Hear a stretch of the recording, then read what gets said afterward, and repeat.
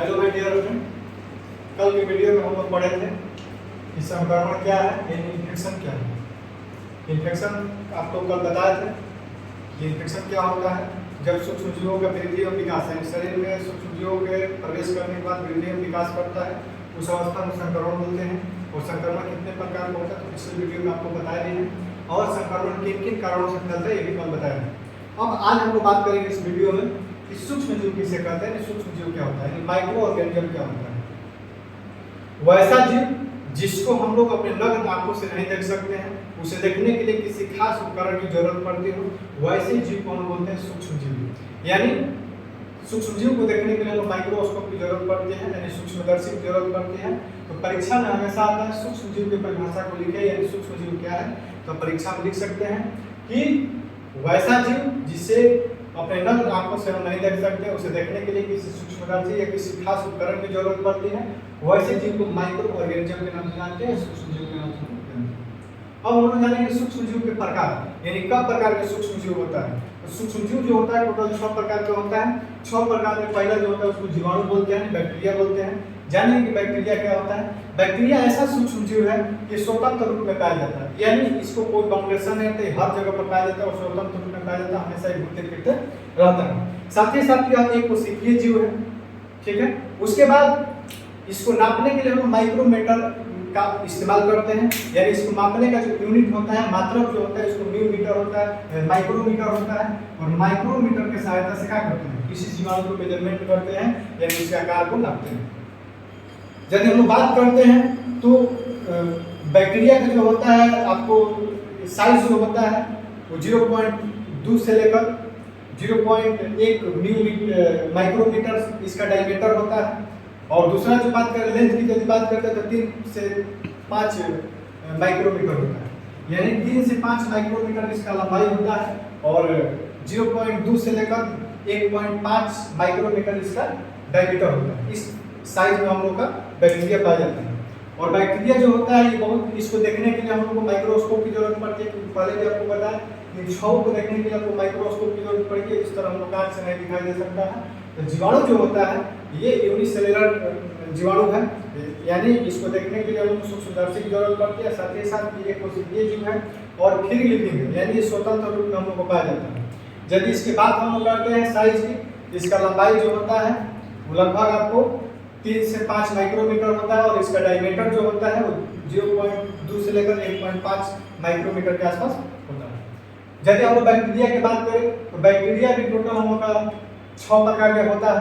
कौन कौन से होता है तो बैक्टीरिया के प्रकार है, कोकई होता है, बेसिली होता है, अस्परेला होता है, अस्परेटिक होता है, और वाइबिरियो होता है, और माइकोप्लाज्म होता है।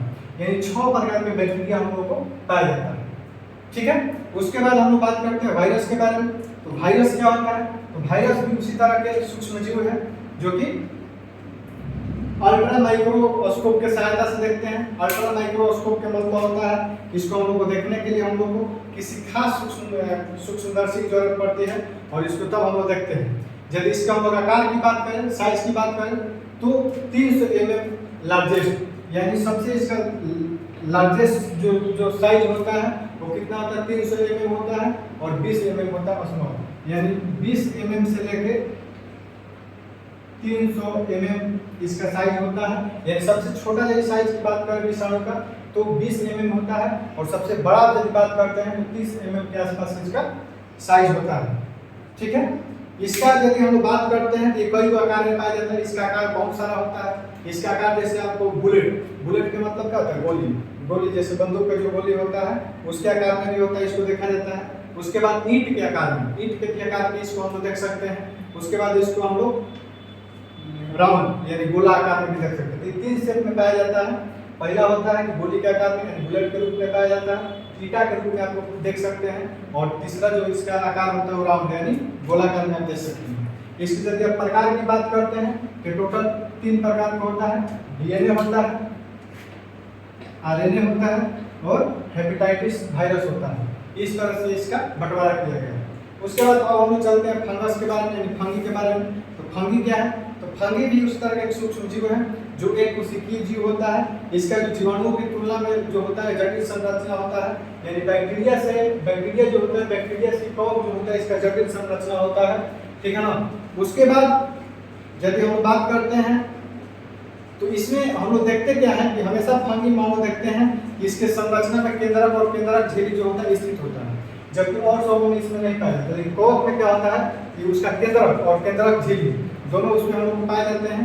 यदि फंगस की प्रकार की बात करें तो फंगस हम लोग को 4 प्रकार में पाया जाता है, येस्ट में पाया जाता है, इलाइक में पाया जाता है, मॉल्ट में पाया जाता है, और इस तरह से टोटल ये 4 प्रकार में पाया जाता है।